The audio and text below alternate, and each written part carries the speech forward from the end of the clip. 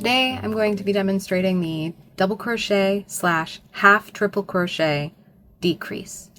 It's represented by DC slash half trip dec. And so to work a double crochet half triple crochet decrease, first I have created this crochet piece and I've chained 2, although often people will chain 3 before beginning a double crochet stitch type, because the post of the double crochet and a half triple crochet are both much longer than a single crochet, so it requires at least 2, sometimes 3 chains. I've chained 2.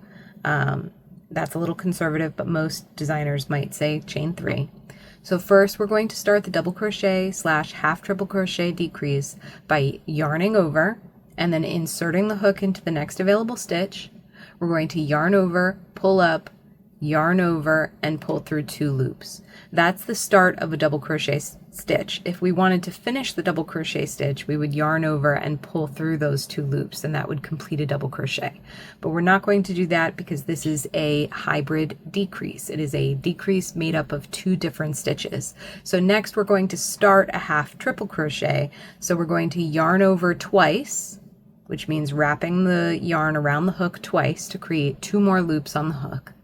And then we're going to insert into the next available stitch, yarn over, pull up.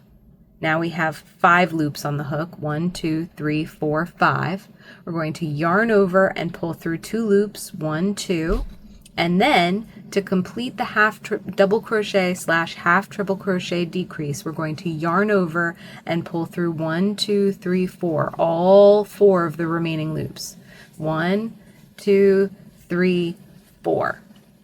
So that is how you work a double crochet slash half triple crochet decrease. I hope that helps.